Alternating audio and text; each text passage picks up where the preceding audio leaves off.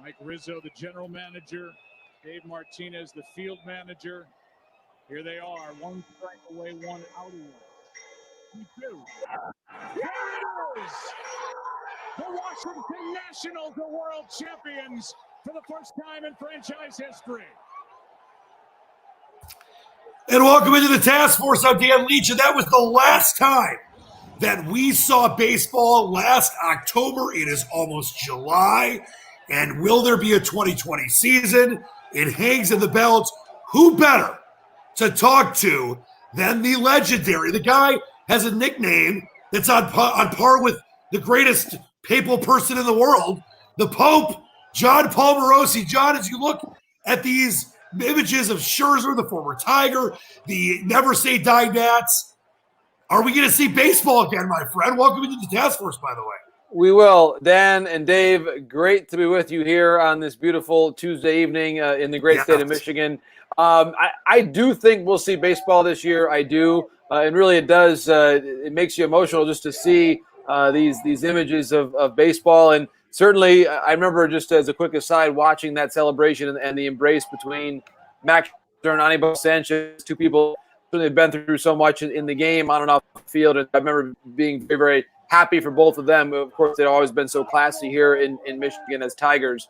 I think one of those moments right there. But I do believe, Dan, that we're going to see baseball this year. I know it's a difficult week in the midst of a difficult year for the sport, and more importantly for our country and the world. But I do believe that there is time still to have a compromise. There is not an abundance of time. I do think it's important to have some sort of resolution by the end of June. But I still think there is enough runway left that we'll have a baseball season. Yeah, we told you, by the way, as we were getting ready for the show, that you have to deal with Jeff Rieger a lot, so we decided to give you his brother Dave, Kingpin Rieger, which is much better. Now, we love Riegs. I talked to him earlier today. And, John, before we get into anything, and you mentioned what's going on in the country, and I want to get that from your perspective, the sports perspective, kind of married with that in a little bit here. But I also have to say that I'm a pretty hardworking guy. There's no one as hardworking as you. I think you have 16 different jobs: Major League Baseball Network, Major League Baseball Radio, NHL Network. I know you've got Fox Sports Radio. Did I miss it? Do you also cook on the weekends? Do you have your own pop-up stand during non-pandemic times?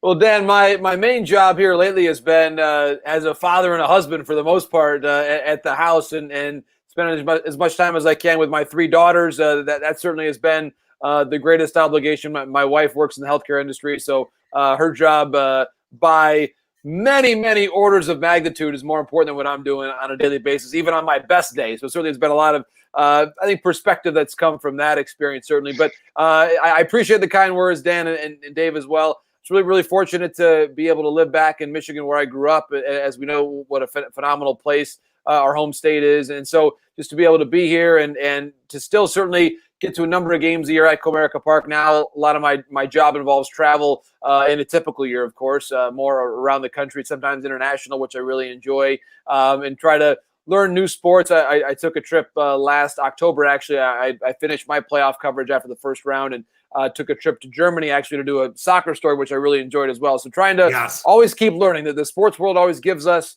opportunities to do that, and I've certainly tried to keep picking up new sports, new insights as I've gone along, and I think that's kept my first love of baseball fresh as well. Beautifully said, and I love those pictures behind you. I'm guessing the kids. Maybe you're an artist yourself, so yeah, I couldn't draw as well as they could, so the commissioned artists in the house are the kids. I'm the same way. Let's as we talk about where we're at right now, and there, I think that people like you and me and David, we've all followed this. We want sports back. I got a tweet earlier today with somebody that was saying #save baseball and what baseball meant coming back after 9/11, how sports heals us and all that stuff. But for maybe someone that has been busy taking care of the kids or getting back to work, whatever it's been. And I want to, before we get into anything else, say thank you to your wife for being in healthcare. My dad is, and we have a lot of people right now that have become heroes, thank God. It's amazing how things have flipped. Not that athletes aren't heroes in their own way, John, but the healthcare workers are the heroes right now the way it should be, and teachers and things like that. So please thank your wife for me. But for the people that maybe are a little uninitiated, that have been turned off by the fighting between the two sides, the owners and the players, Can you bring us up to speed on where we're at right now? I know last week Rob Manfred, the commissioner, said there's 100% going to be a season. Now he doesn't feel hopeful as of yesterday. Where are we at as of 8:05 on Tuesday, July or June 16th right now? Well, Dan, there is still, I believe, some discussing to go forward between the parties. And I think they will have some discussions, whether it's this week or next week. Maybe it serves them well to take a couple days and decompress a little bit before returning to the table. But the issue really begins, I think, in March, as so many stories do about this year for our country and in many facets of life. I think you look back to March, there was an agreement reached at that point in time between MLB and the union regarding what would happen during the last several months of not playing and governing certain aspects of pay and benefits and having advanced pay occurring to the players to cover a portion of what they would have earned during the early parts of the season.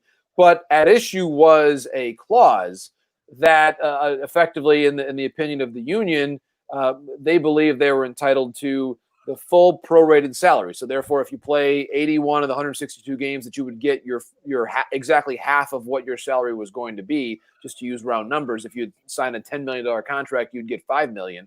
That's right. Basically what the union's reading of the agreement is. Baseball, though, points to a clause that says that basically for MLB to come back, that you have to have no travel restrictions and fans allowed in the ballpark. And obviously, we're not there yet on the latter point, to say the very least, in terms of fans being allowed into the stadium. So MLB is effectively saying, because that criterion has not been met, the part about paying you your full prorated salary is not valid. And unfortunately, guys, we have not really been able to advance collectively as a sport between litigating those 2 points of view. And there is still lingering disputes about what the idea is on that regard and what the point will be in terms of where the coming together might be between those two sides. But for now, guys, it's a difficult moment, and I think that the two parties have to come together and find a way to agree somewhere in the middle and maybe hopefully forgive any possibility of future arbitration or other grievances that could really hamstring the sport for years to come. No, and I think you set that up perfectly. And Dave and I, we talked about this getting ready for the show tonight. We talked about this a lot. I hope I'm wrong, but I just, with sports, team sports, all the different factors right now, I don't know if we're going to see them. But with baseball, this shortened season that I know the commissioner's able to, get involved with and kind of give an edict to. And Dave and me talked about this earlier as far as being on the side of the players, understanding where they're coming from. Could we get into, John, when you look at, obviously, Manfred is the commissioner, Roger Goodell and Gary Bettman and others. He is the voice of the owners. We know that. Tony Clark, of course, the voice of the players, the Major League Baseball Players Association. And I saw Tony Clark on Real Sports a few weeks ago with Brian Gumbel talking about what they're trying to do, how obviously they're not, setting up their kind of feeling that it's not about greed and they want to just get paid for what they are feeling like they're worthy of being paid for. What do you think has been this biggest sticking point when it comes to, and you laid it out there perfectly, getting a certain amount for certain games? I understand that. Owners obviously don't want to lose a ton of money. Baseball salaries are crazy. There's no, guaranteed contracts. Everyone gets all the money. So when you look at the biggest sticking point for both sides, how do you see those right now, John? I think, Dan, to some extent, that it's important not to view this conversation totally in isolation. Because there's been a period of time where in the last several years, the union has been frustrated by the pace of free agency. And in general, they've been frustrated by the manner in which I would say the middle-aged players, maybe the later 20s, early 30s, and even and certainly the older ones, that the veteran presence of a club has, in some cases, been whittled away in the favor of younger players because, of course, as we know, they're less expensive. They tend to not get injured as often. And yet we just saw as we began this conversation here, the video of the oldest team in baseball winning the World Series. Funny how that works out. Experience still matters. Howie Kendrick, a veteran. Yes. Daniel Hudson throwing the last pitch, veteran. So many veterans, Sean Doolittle in the bullpen, Jan Gomes behind the plate, Kurt Suzuki. Ryan Zimmerman. You had a lot of players with tremendous amounts of experience. Gerardo Parra, Fernando Rodney, for example, on that team as well. Let's not forget. So there has been this robust conversation in the game about the value of experience versus youth. And I think the union has, for a period of time, been frustrated. Now, a lot of the club's behavior in general, you can support with evidence. If you're a team like the Tigers or a team like the White Sox or any other club that's had rebuilding steps in recent years, you could say, listen, this worked for the Cubs, who play in the third largest city in our country. This worked for the Astros, who play in the fourth largest city in our country. And when you consider the situations there and where teams have had success, it's very hard for anyone of a different perspective to say, listen, you teams should keep spending exorbitant sums of money on very experienced or 35, 36-year-old players, because in many cases, teams that did the rebuild, it worked for them. And teams that have spent sort of very targeted sums of money on the more experienced players, those I mentioned for the Nationals, by and large, had shorter-term contracts. And I think so there's been just a general friction between the sides. Unfortunately, right. And the timing was really remarkable in that this past winter was a great winter. You saw a lot of really great phenomenal signed, yes, by teams like the Blue Jays, White Sox, Reds. So we saw this. I thought it was a really nice winter time. A lot of players got great salaries. Castellanos, of course, was one of them around the game. And then COVID-19 happens, and all that's lost to history. And what was left was the residue of some of the issues in the years before. And that's the unfortunate part from the timing here, because I really think baseball was poised to have a phenomenal year where a lot of the mid-tier clubs, Blue Jays, Reds, White Sox, as I mentioned, were going to get better and better and really compete. And so I think that to view why it's been so difficult is that there were already some hard feelings by the players, and the way that discussions went after March and the difference of opinion about what that clause represented really stoked a lot of those fires from before, and I think are now contributing in large part to where we're at. I think if it was just a conversation about one line of one agreement, there probably would be a way to get past that. But I think the reality is there are some very, very powerful emotions on both sides of this that I think are overriding what would seem to be evident opportunities to compromise. Yeah, and the one thing that obviously none of us planned on was a global pandemic for the first time in 100 years, which obviously throws a wrench in everything else. Dave, I know you've talked, as I mentioned, on the players' side, and I know it's less about, and John, you set that up perfectly, that it's, don't look at this in isolation. There's obviously a lot of things factoring in. But Dave, when you look at baseball right now, how you mentioned you're on the players' side, where are you at with everything? I am on the players' side. The owners, if I'm not mistaken, just also signed a big TV deal with Turner.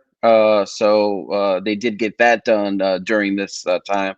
The one thing that I'm actually worried about, though, is moving forward. So let's say we do get a 48-game season and we get the second wave of the pandemic, and it hits some of these teams, even with their protections in place. Is it even worth it to even try to start this where it could get knocked out after 20 games, and then we're just back to zero again with all the hard feelings still in place? Well, David, it's a fair question. I think that we're seeing now a consensus of different public health officials and leagues that it seems as though, when you consider the NBA's plans, the NHL, by all accounts, is moving forward. The NFL really has shown no interruption in their effort to have a season in the fall.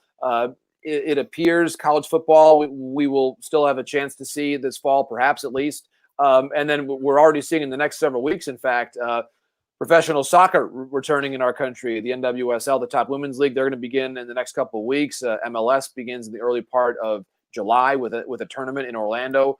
And so you're seeing, I think, a coalescing of opinion in the medical, or at least the public health community, that there are hopefully safe ways, or at least reasonably safe ways, to play these games. And obviously, I don't think anybody at this point in time, guys, is saying that these are 100% foolproof plans, because we all realize that we're dealing with something that is truly a novel coronavirus that we don't know a lot about still at this point. But we do know more about it now than we did in March.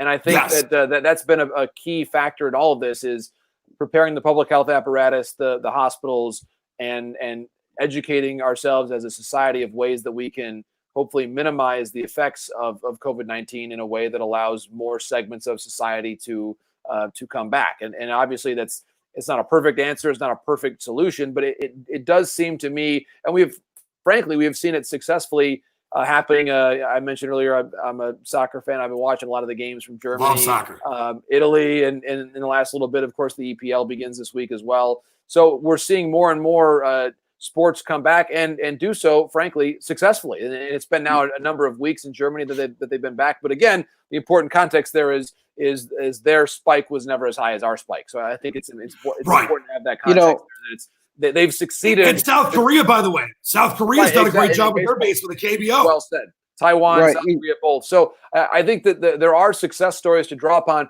And I think, Dave, to answer the question, there's enough when you consider the experiences, as Dan pointed out, in South Korea, in Taiwan, in Europe. There's enough positive data points that we at least have a window. Now, that's the key thing. And I think that MLB has tried to really be proactive about this. They don't want to play games in November because they're not sure what November is going to bring. They're reasonably confident that they can play in October based on the available science. And so now it's just a matter of finding the economic answers to make that a reality as well.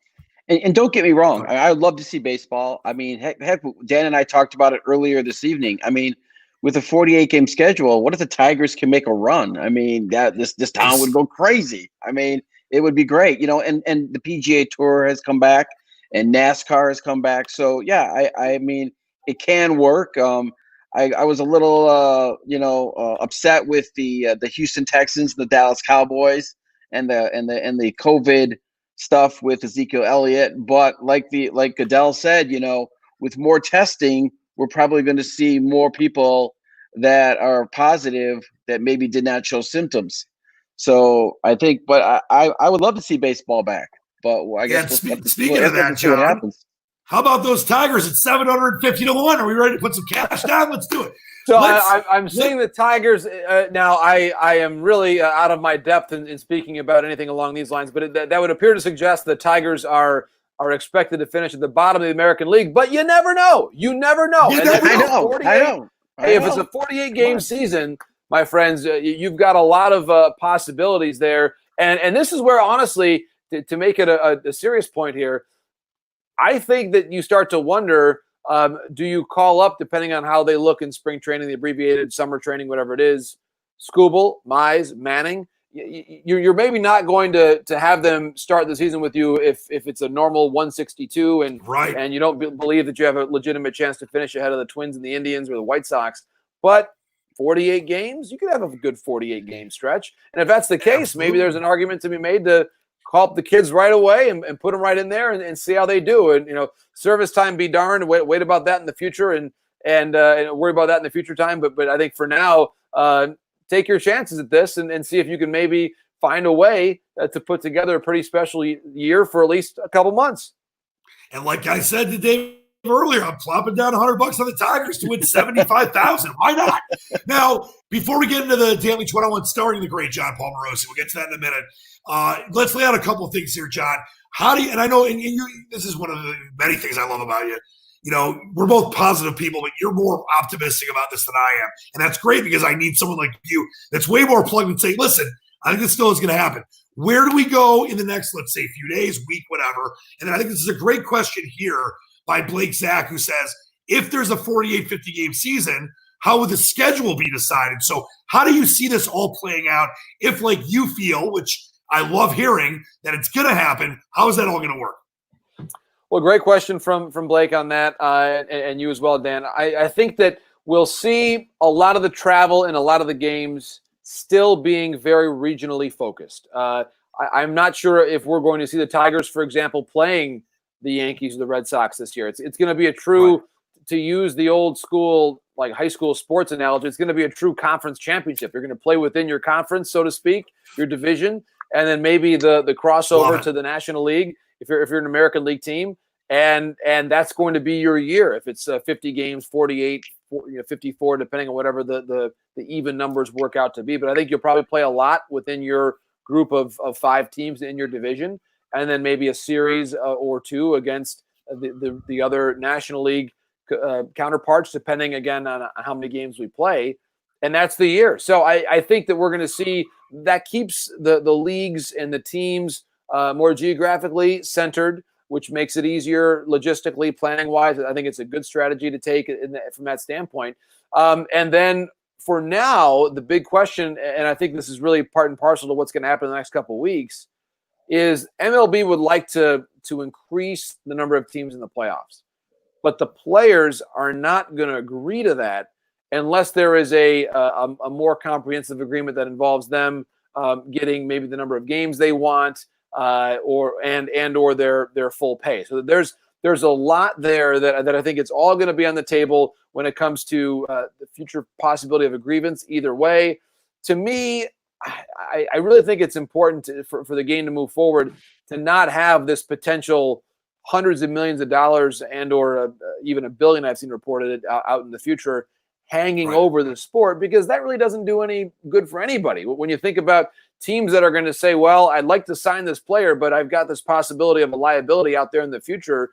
It's just complicated, and it's going to complicate things for all parties for years to come. So I really think it's important, and I believe optimistically that we will get there, where the two sides will find a way to negotiate over their differences right now. Because if you can't solve it now, and when the difference in terms of real dollars, it's obviously not small, but it is a smaller amount than what the overall industry revenues are in a typical year, and therefore smaller than what you're going to be discussing in the next CBA negotiation, for example. So if you can't find a way to bridge what is in percentage terms a relatively narrow gap now, and goodness, it becomes future very doesn't look so complicated bright to see what the future looks like. Exactly.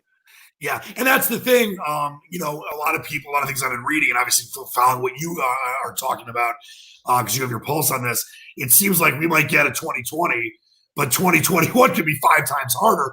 Isn't it better to focus on making 2020 happen, but not at the expense of not having a 2021 when the pandemic is hopefully over?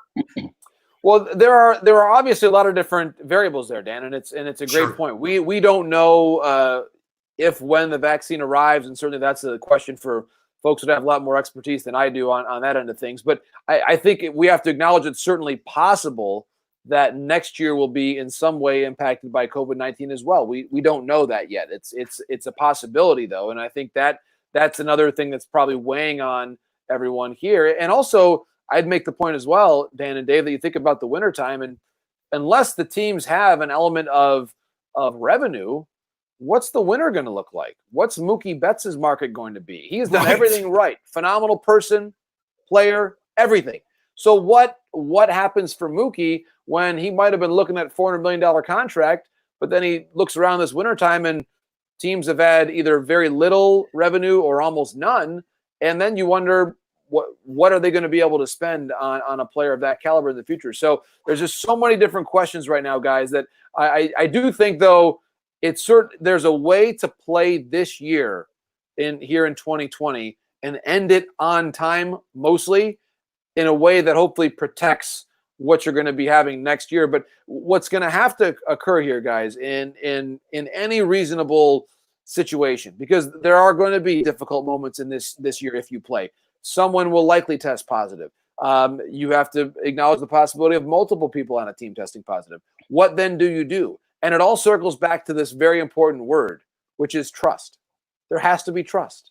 If there's not trust between the players and owners and vice versa, it's not going to work, because we're all going to have very, very difficult moments, whether it's a quarantine situation, health situation.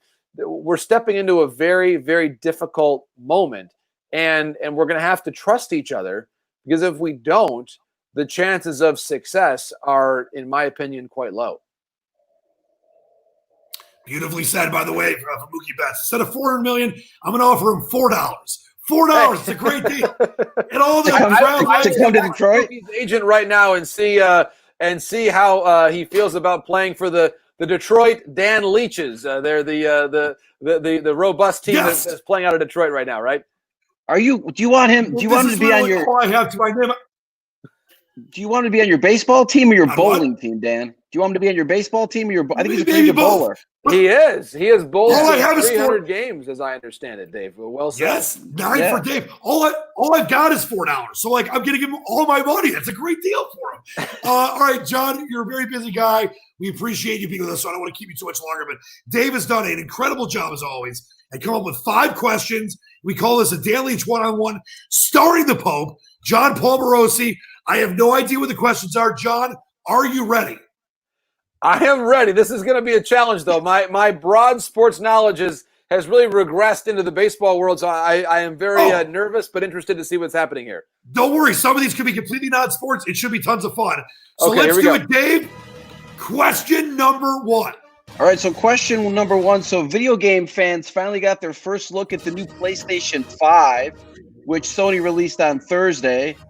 The new console will be available with 2 forms, a standard model with the Blu-ray disc and a digital model without the disc drive. And Sony said that pricing would come a little bit later.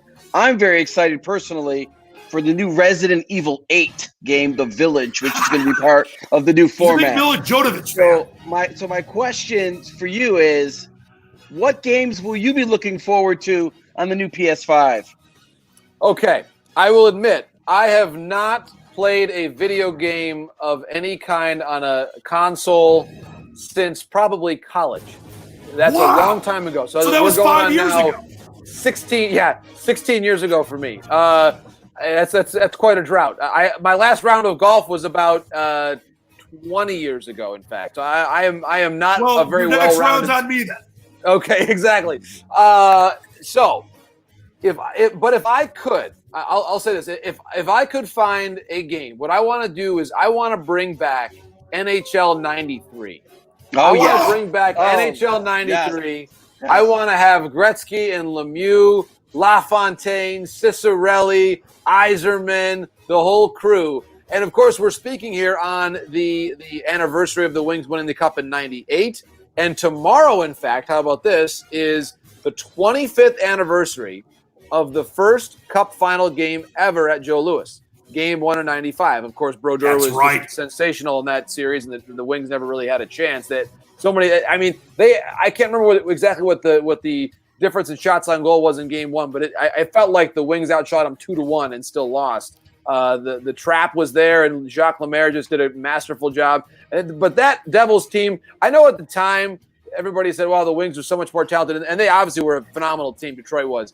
But you think about Jersey, and they had Scott Stevens, and they had Niedermeyer, Brodeur, and some Lemieux was on that team. They were incredible. Billy Guerin was on that team. That was Kenny Danico, Holik. I mean, that was a phenomenal Devils team.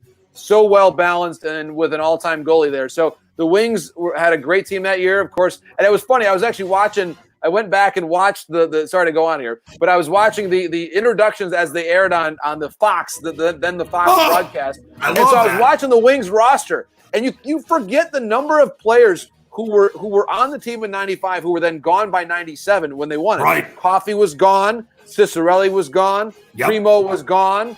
It was fascinating just to see the change. And Grimson, I think, the turnover was as nuts. Well. Ray Shepard was gone. I think Bobby Airy was on the team in '95, but not in '97. So you got a lot, or he may have still been on the team a bit there in '97. But it was interesting just to see how much changeover there was from the '95 team to '97 when they finally found a way to win. It was a brilliant memory. And by the way, I found out today from your Twitter that it was the 22-year anniversary of the DC Cup. I was there, sitting one row in front of Vladimir Konstantinov, who was in that suite. Wow. I had gone to go see the Tibetan Freedom Concert. I snuck backstage, met Eddie Vedder, all my heroes. And then we bought 10 tickets, John. Me and my friend, 10 each to the games 3 and 4. Sold them, made money, went for free. Saw them win the Cup. Vladdy behind us. That was Chris Simon came to the bar after when everyone was celebrating. It was the craziest thing ever. 22 years ago. We're both very young, you and I, and Dave too. Yes, 22 years. And the Wings only trailed in one of those games. I actually went and looked at the box scores again. The only game they trailed in was Game 2 at the Joe. That amazing third-period rally started by that shorthanded goal by number 19. He was pretty good. Yep, he was a pretty good guy. And by the way, you're right. That Devils team, I watched that We just got DirecTV at my boarding school in California. I watched all those games live. Great. The stupid glow puck. But you knew the Wings were getting there. And then, of course, a couple years later, they win the first of 4 cups going through that 08 year. For me, that was a great answer with NHL 93. I'm not a big video gamer either right now, John, but I love the Star Wars games and Call of Duty and stuff like that. But I want some 3D virtual edition of Mike Tyson's Punch-Out where I can actually play with Mike Tyson live on the new PlayStation. So I'm going to go Mike Tyson's Punch-Out, new characters, but there's an option to like win and get to play Mike Tyson live. We can do that now. It's easy. So that's what I'm going with. All right, Dave, question 2. I think NHL 93 or 94, the Jeremy Roenick deke move that nobody could stop. And also, there you go. And there's also a virtual reality Star Wars game in the new PS5 that's supposed to be awesome, Dan. So you'll be all set. Yeah. So speaking of long answer there, Dave. I apologize there. All right, not a problem. Hey, as long as you want, John. So speaking of anniversaries, Alfred Hitchcock's horror film Psycho turns 60 today. And yes, some of us are very on edge when we have to go take a shower. So the question is, what is your all-time favorite horror movie scene? Ooh, that's a good one. The all-time best horror movie scene. I would still have to say, I would say this as a child of the 90s. I don't know if I go with Scream here, because that was such a very narrow amount of time where it was popular, but it coincided with my childhood. So I would say I can't remember exactly which one it was, but I Scream 1 or Scream 2. But there was, I think, a particularly frightful scene there. I'm going to go with Scream 1. Scream, by the way, Wes Craven, Master of Horror. Those were all excellent movies. They filmed Scream 4 around like Plymouth or whatever in Michigan. Yeah, I think you're right. For me, I watched a lot of those like Friday the 13th type movies early on as a kid because of the nudity. So I'll admit that I should have been watching them. But I freaked out with Nightmare on Elm Street. I used to love the movies, but they freaked me out. And there, if you remember, I think it was Nightmare on Elm Street 3, where the person, one of the people in the movie that was Freddy was chasing Freddy Krueger, they were in a water bed, and they ended up getting sucked into the water bed. That, to me, not only was an incredible scene, but I had nightmares for years. I think I still have nightmares. So I'm going to go with that scene. You've never slept on a water bed since then. And by the way, water beds were a thing. They had a good decade run. But you almost never hear about it anymore. They did. Right? I mean, it's funny because I was obsessed as a kid with waterbeds before that Nightmare on Elm Street scene, and I begged my parents they would never get me one. I almost got one in college, couldn't get it done, but I used to love waterbeds until then. By the way, our good friend Tony Paul, John, with some great. Thank you, man. I appreciate that. Tony's the best. In the business. You're the best, man. Tony. I mean, he could speak on any topic on this show or any other. A great man, great journalist, and a friend as well. So, Tony, thanks for the message. All the best, my friend. Tony's one of my faves, as much as you, JP. All right, Dave, question 3. So far, John, I'm going to give you an A+. A+. Nightmare on Elm Street 3, I think, if I'm not mistaken, Dream Warriors was that Nightmare on Elm Street. That was it. That was the best scene. Yes. Anyway, so beware of a jilted Bill Belichick. With many eager to declare the Patriots season dead on arrival, retired 2-time Pro Bowl safety Rodney Harrison says his former head coach is fired up to prove the team can win without Tommy Terrific Tom Brady. So it begs the question, was the Pats' success all about Brady, all about Belichick, or a combination of both? Ooh, I love it. Well, I think the answer has to be a combination of both. I don't think that either one could have done it without the other. The interesting thing, I go back, so I was in college in the Boston area when Brady stepped in the 2001 season. And I was there when it began. And the funny thing is, I remember distinctly friends of mine from New England when the Pats won. This was like an absolute euphoric celebration in Boston at the time. There was a photo of some people I knew that were classmates of mine that was on the front page of the Harvard Crimson the next day, who were basically jumping on top of cars in Harvard Square. I was not one of them, but I may have known a couple of people that were doing it. And so I certainly remember just the euphoria that was existing in Boston at the time. And the general attitude was, oh, long-suffering Boston. They finally got a championship since the Celtics back in the 80s. And, of course, I could never really talk with any of my Boston friends about those teams. I said, the Pistons should have actually won like 4 in a row. That whole fluky play at the Boston Garden, that was a nonsense play. And so, it's always been fun to be able to kind of have those discussions. But at the time, the Red Sox hadn't won. The Bruins still hadn't won in forever. Of course, they then won – 7 years later when they won it in 11, or maybe it was 10. It was 11. Yes, they won in 11. And so I think it's interesting to kind of compare just the attitude of Boston then to now. But I remember really, if Bledsoe doesn't get hurt, when does Brady step in? What is the chronology of events there? And there was actually a time when, as I recall it, during that first playoff run, I think it was maybe the second playoff game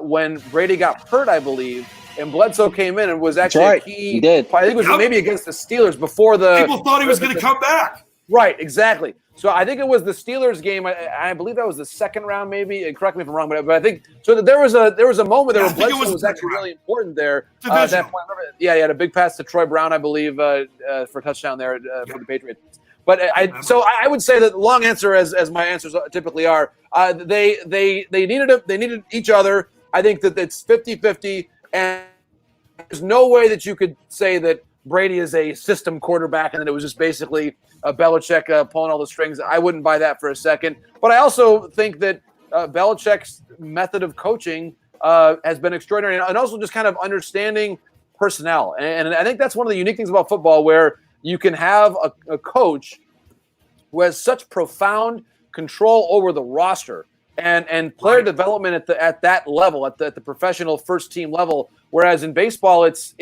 the scouting director picks the players, the GM signs or trades for them. The manager has input, but not nearly the level of control that the NFL head coach has. And I just think that level of control is incredible and something that you never see in the sport that I cover most of the time. Beautifully said. By the way, I'm all about long answers, John. Your answers are great. And much like Tony Paul, I was thinking the same thing. You're ever the humble guy. Yeah, you said a school in Boston. Yeah, that school is Harvard. You can say it because it's one of the great schools ever. By the way, thanks, Tony. I appreciate it, and thanks to you as well, Dan and Dave. An amazing school, and you deserve to be praised for that. When you were there, did you enjoy going? I don't think the basketball team was that good now, like they were Tommy Amaker or have been. Did you enjoy going to the football and the baseball games and the basketball games? Yeah, so I loved it. Of course, they would sell out one game a year for football. That was the Yale game, the very last game, which really Harvard Stadium built, I think, in 1903, the oldest still continuous enclosed or at least semi-enclosed stadium in our country. So it's really cool it's all the bleachers there feel like stone. I mean, there probably are still stone on some level, but it's like stone concrete. It's a very, very, it's just a very primitive but also beautiful way to watch a game. All these columns that are on the top level of the stadium. You feel like you're in like a Roman Coliseum. It's pretty cool when you've got like a Harvard Yale game. It's a pretty special thing. Actually, I did more hockey when I was there. I covered the team. I actually broadcasted some games. Dominic Moore, who of course played a long time in the NHL, he was a year ahead of me, so I was covered a lot of Dominic's games. Ryan Fitzpatrick was actually a year behind me, so I watched him play, and we lived in the same residential dormitory effectively. I would there's no way he'd remember me. I would see him every now and then in the dining room, like the dining hall. But great guy, very very smart, obviously, but really really thoughtful person you'd always kind of see him with his teammates at dinner, like breaking stuff down at the table. Like he was always his brain was always on in a very amazing and impressive way. So it was a cool place to go. I played JV baseball, so I didn't play on the varsity, but I was around the program, like quote unquote JV baseball team. We were like if you were an average high school player, you basically could play in the team, and so that certainly defined me. I was a slap hitting second baseman on a team of slap hitting second basemen, and so it was still a lot of fun. Had a great time doing it. Met some fun people along the journey for sure. Yeah, he still played for Harvard. Who else can say that? And by the way, Ryan Fitzpatrick right out from school, but he definitely knows you now because you are super famous. And by the way, that Harvard-Yale rivalry, I believe, is the second or third longest in the country. Continuous rivalry, so that's a pretty big deal too. All right, it is. And Special game. And by the way, there's a very famous line about this that the old coach of Yale, Carm Kaza was his name, and he famously would tell his players before they played Harvard, "Gentlemen, you are about to play for Yale against Harvard. Never in your lives will you do something as important as this." Now, of course, in that room, you probably have like future presidents and senators and so people that are running industry. So that may have been a little bit of an exaggeration. But when you're in the moment, it does have that feel to it. Yeah, just members of the Skulls, all that stuff. Right. All right, Dave, question 4. So far, great job. Just a quick side note. There was a family that lived across the street with us when we lived in West Bloomfield. The daughter, a very good goalie, got 2 scholarship offers, one to Michigan State and one to Harvard to play goalie. I sure hope she took Harvard. She took Michigan. I think she chose Michigan State, but still pretty cool to get offered a scholarship. You should have had her talk to the ball. Been in for Harvard for sure. All right, Dave, question 4. Yeah, for sure. Next question. So I know you're all familiar with Reed Hastings. He's obviously the billionaire founder of Netflix. He is quietly building a mysterious 2,100-acre luxury retreat ranch nestled in the elk-filled foothills of the Rocky Mountains. Public records have revealed that he's financing a new foundation that will operate this training ground for American public school teachers, which is a passion of his. It begs the question, if you were going to build a luxury retreat, where would you build it? Anywhere in the world? Anywhere. Ooh, Anywhere in the world. Wow. He chose the Rocky Mountains of Colorado. See, it was. I'll say this. So I would not build it in the UP, and it's because I love the UP. Because I love the UP too much. Okay, I do not want to spoil our beautiful landscape by building that retreat because I was born in the UP, so I'm a native Uper. Were you? Yes, a native Uper. I love city? The UP. Marquette. I was born in Marquette. I've been to Marquette. Beautiful up there. Marquette's a beautiful place. It's a sleeper town, man.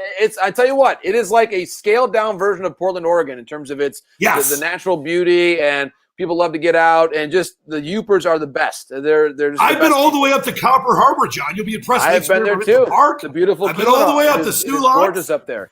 I mean, it is, and it's. I tell you what, and you guys know this. And we're about to get to that time of year here in Michigan. There's nothing better than when you're in the summertime up north, and you got to put on the sweatshirt at night. That's just the best. That is the best. If you get me to a place where I can see a lake and wear a sweatshirt at night when it's about like 65 degrees, perfect. That right there is nirvana for me. You can't get any better than that. It's the sweet spot. Yeah, it is a sweet spot. So I would say I would not do the UP. I would buy, as they call it up there, a camp. It's not called a cottage or a cabin. Remember, when speaking with a Uper, it's called a comp. If you're going to CAMP, we might say camp, but up there you would call it, we have a comp on Lake Michigamme. We have a comp near Ishpeming. Okay, so remember that in comp Posti, okay? And the other great part about the UP is when you're driving down the highways, the name of the gas station is just gas. No name needed. It just says gas. Gas. Just okay, there's a gas station. Gas. There's no like corporate name or any name needed. It's just a gas station. Pull over and you fill it up and you're good. So I tell you what, I was up there 2 years ago. So much about our world has changed a lot in the last decade, especially. But the UP is still the UP, man. The UP is still the UP, and if you're ever in trouble, you want to be in the company of Upers. So I say that I would get the comp up there, but I would not do the retreat because I wouldn't want to change too much of the essential character of the place by doing that. Sure. Where would I build a retreat? I would say this.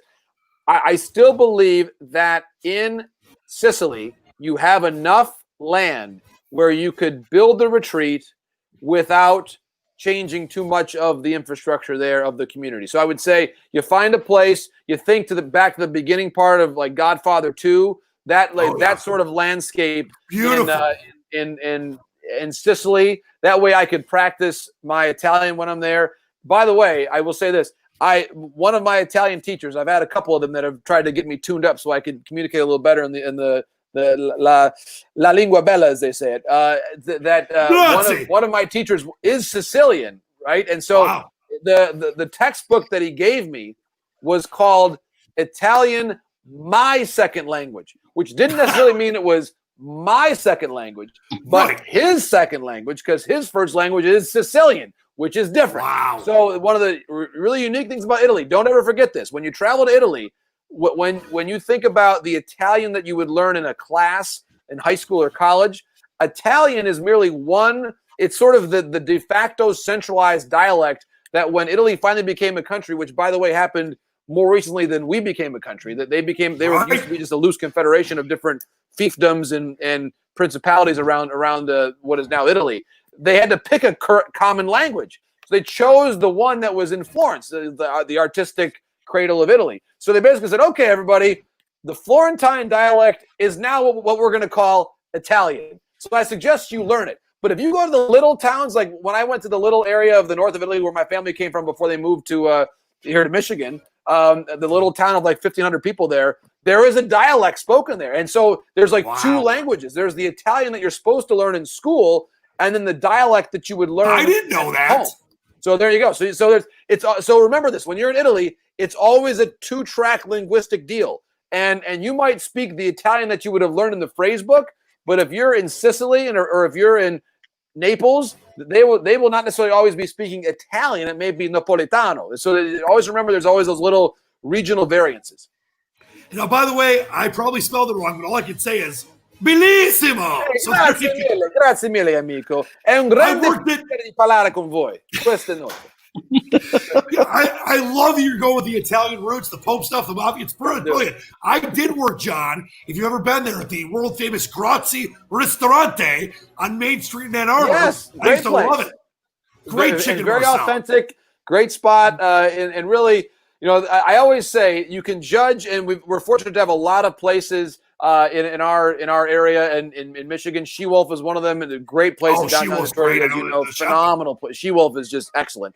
And when you go there, I always say, when you walk in the door, are you able to, not that I can get that far in conversation, but if you walked in and just said, hey, buonasera, come sta, that someone would respond to you in Italian, someone in the kitchen, someone up front. If someone knows the language, you're in business. And I would say when you go to She-Wolf, you are definitely in business. Phenomenal place. That's beautiful. I love the Italian idea. For me, the first thing I thought about was Hawaii. And I've never been there. I've never been to Italy, too. I got to go there. My dad went with my stepmom to Italy recently, and they loved it. But I'm going to say I do the retreat in Hawaii on maybe like some small island, not Maui or the big island. And I want to see waterfalls, coconuts, Wilson volleyballs. Wilson! I want to see it all.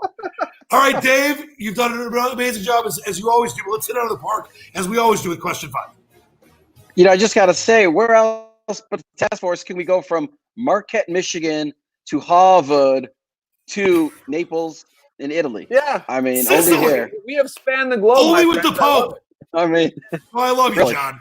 All right, last question for you. So one man has won a legion of fans online when he revealed that he's been on a solidarity retreat for 75 days since March, and he returned in May with this triumphant tweet. Did I miss anything? So people are going crazy on Twitter for Daniel Thorson, he was in a cabin in northwestern Vermont on a Buddhist retreat, and he was 75 days in silence. So my question is, how are you responding to this guy's tweet who had no idea what was going on from March until May? I would say you've missed quite a lot. And remember, you only have so many characters on Twitter. So right. You've missed quite a lot. May I send you a couple issues of pick a magazine, any magazine that you could read cover to cover. Yes.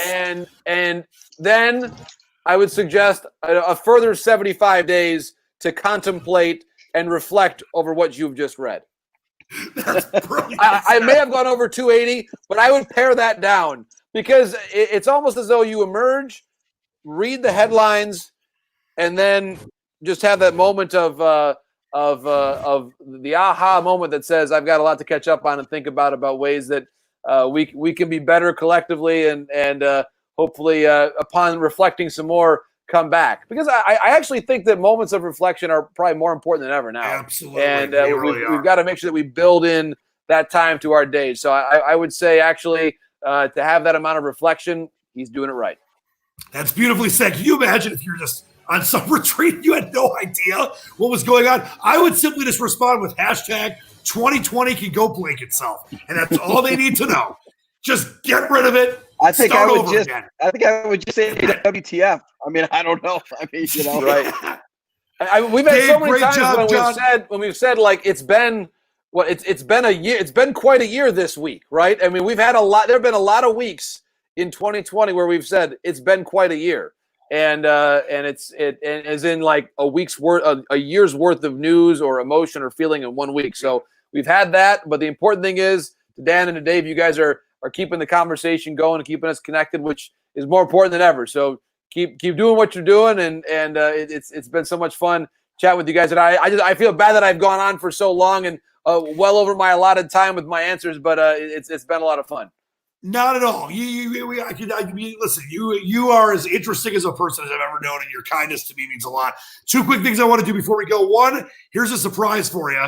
You mentioned NHL 93, so why not just a little bit of a memory trip for you? Here's some NHL 93. Here we go. Old school greatness. So I'm seeing this is not. Oh, so here's Roenick. There's Roenick, right? What? There's Roenick. Yeah. The deep move. Yes. There it is. So we have Joe Mullen playing for the Penguins, I assume. There oh it is. My God. There's Larmer with the goal assist by Roenick. That was Larmer from Roenick. Oh my God. It's the best. Chicago was the best team in this game for whatever reason. They were so good. Gosh. I used to hate them. I don't know what I'm trying to think, was Hull playing on by the time of that game? Who was Brett Hull playing for? I think was he still the Blues then? I think he was maybe with the Blues. The Blues. The Blues. Yeah. But for some reason, Chicago had the cheat code. I don't know what happened when they created that game. They had a super cheat code. John, you mentioned this earlier, and I kind of wanted to leave on this, and we'll show our house item before we go. You mentioned your wife's in the healthcare field, and thank you again for that. My dad is, my sister is, so we have a lot of people that are close to us. Just as you've reflected so beautifully being with us tonight, just to give you one more opportunity to, what have you, I mean, obviously we love sports. You cover everything. You're so knowledgeable with, I think I know stuff. I don't know, this is Jon Paul Morosi. It's bleached down here, and I know a lot. But what have you been able to reflect upon with what you do in your incredible career, but also, as you kind of alluded to earlier, and it's something that Dave and I talk about on the show a lot, and I appreciate you saying, keeping the conversation going, because that's all that matters right now. It's even if you disagree politically, whatever it is, just talk to each other. What have you reflected on and learned the most during this pandemic so far? Yeah, I appreciate the question. I think there's a few different things. I think in our own sports world, I guess I think about my routines and what a normal week would have looked like for me. I would have been traveling to a game on a Saturday for Fox or going to work in studio, maybe at Fox in LA. And I miss the games, obviously, and the 9 innings and the home runs and the moments. But I miss the people the most. And that's and it's both the players and my coworkers on television, certainly my writing colleagues as well. But I think that's where I've been lucky, and you know this in the broadcasting world, that when you're at a network or when you're at a ballpark and you've got a team around you that you're working with, it's really fun, and those are your teammates. And so I miss my teammates. I miss the people that I would travel with around the country, where you travel out on the Thursday or Friday, and then you got your game on Saturday, you fly back home on Sunday, and then you fly back again and do it on Thursday, Friday the next week. And so that routine I miss, and the friends that you make and the dinners that you share on the road, and then also just seeing the players. I've been really blessed in my life to be around a lot of extraordinary people, and who have taught me a lot about life and about where they've come from in the world. And I that's one of the things I love about baseball the most is learning about a player's backstory from Venezuela or from the Dominican Republic or from Japan or Korea. And so, and those organic conversations in the clubhouse, those are the ones that I miss the most. And candidly, I don't know when we're going to be able to have those again. That probably is one of the toughest parts of it. I think, having conversations like this has been great. Different video conferencing platforms that have allowed us to stay connected and see people's faces. I think that's been wonderful. But it's that old the old adage of the insight that you get when you're in the same room as someone that you really miss. But I really applaud I think the ingenuity of so many people in our country who have thought of ways to stay connected with family. And we've had our, speaking of, college, I've had like every third Tuesday, we have a conversation with our rooming group. It's like 8 or 9, 10 guys. And we just kind of get together and just chat. Sometimes a guy will have a glass of wine or a beer. Sometimes they won't. We're just talking. And I think that's actually been a real positive outcome of this. Just that I think we're valuing so much more the connection. And I do hope that the little things that might have upset us, whether it's being 5 minutes late in traffic or whatever it is, I hope that as we find out whatever our new routines will look like, that we are mindful of what we're coming from and to try to just be present in those moments. And I also just think that I hope that we continue to have a real revival and to not forget the importance of those essential workers across. I mean, as we talked about, healthcare is one thing, but grocery stores are another. The postal service, the shipping services, the people who have brought groceries as part of services to so many different families, and most importantly, the food banks that are doing so for the homeless and the economically disadvantaged. I mean, these are the heroes, and certainly the healthcare part is part of it, no doubt. But I just hope that we never forget the dignity and the respect that everybody that's involved in this total team effort has been, I think, receiving in larger measures than normal. But that should be an everyday thing. That should be an everyday respect and a gratitude to the people at the checkout lines and everybody that's keeping our country quite literally moving and fed. And I think that I just hope that we never forget some of those more humble moments where you realize that you could have all the money in the world, but if you don't have a supply chain to get you the food that you want to buy, it's not going to do you any good. So I think we have to realize the heroes at every step of the way that are involved in that process and to remember to show gratitude to everybody that has a part to play and to just be as thoughtful as we can as we're all finding our way forward. I think the last thing I would say too is just to remember to be patient and thoughtful in speaking to everybody in our lives, because we're all processing this differently. I think we've all had anxious moments, tough moments, wondering what's next, and days where we feel like ourselves and days where we don't. And I think we just have to be as thoughtful as we can to strangers and family alike. How you doing? And how you doing? How's your physical health? How's your mental health? How you feeling? Can I help with something? And I really think just asking the questions matters a lot. And asking the question in a way that's real. That's the deep. How are you really doing? Not just the casual. Hey, what's up? It's the real question. I just think that we're in a spot where the real questions and the real answers are more important than ever, and listening a lot is really important. So I hope that we're just entering a phase where as a people and as a country and a community that we're just doing a lot of listening and a lot of asking of real questions in life that are hopefully getting us to a spot of understanding. It's so beautifully said, John. You're a man after my own heart. And like you said right there, the thing that I've talked about so many times is if we can listen to each other instead of screaming at each other, even if you disagree. When you scream at each other, you don't listen. If we could just listen, we'd be in such a better place. So that is some very, very wise words from a Harvard grad. I'm not surprised. As we always do that in the show, since we're all at home, and John, we can't thank you enough for joining us. We always show an interesting house item, so we got to share where we're at right now. Dave, we'll start with you. So this household item that I have today comes from a time that was pre-97.1 when it was Team 1270 when I worked there. And when I think of Tiger baseball, I think of Ernie Harwell and this pin right here that says, "I love Ernie, 42 years of Tiger baseball." So this was pre-97.1 when we were Team 1270 before they switched to the FM dial. That is an heirloom, my friend. That is old school. I love it. All right, John, what do you got? So here we go. I'll stay with the theme.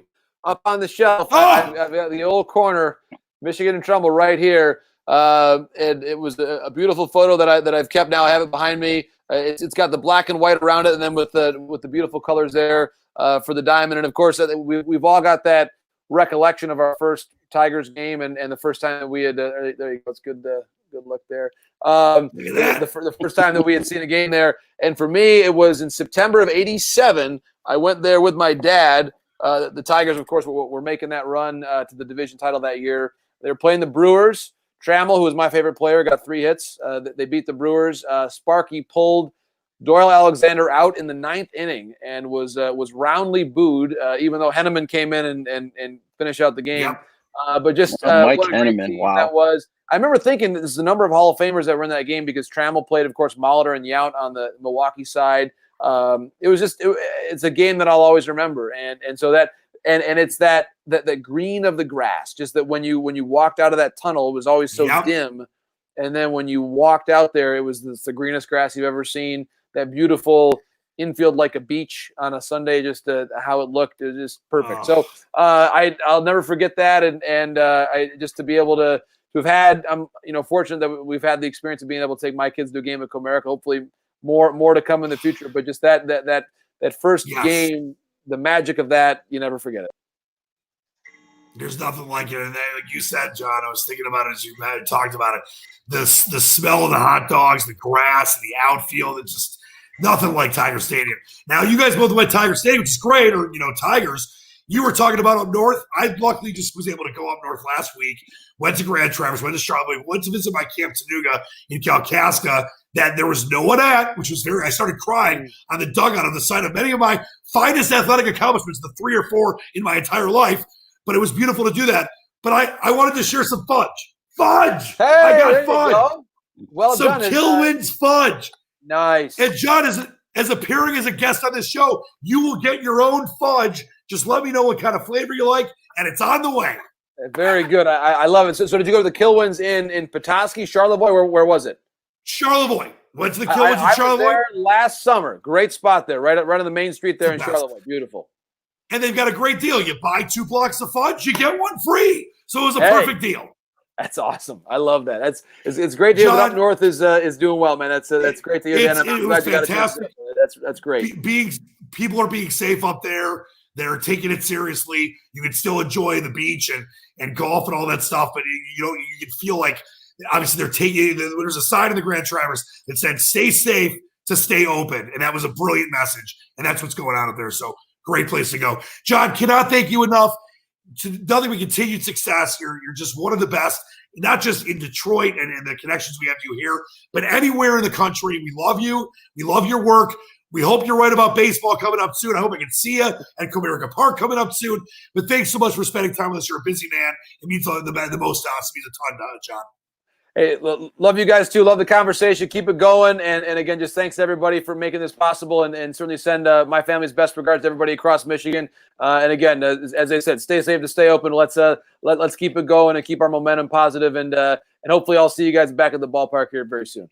Yes, and hopefully we can play a little 93 NHL hockey tournament. We'll bring the Sega Genesis. Oh, sign me up. I'll come out of video game retirement for that. No question about it. If we can find a Sega console, we'll get it done.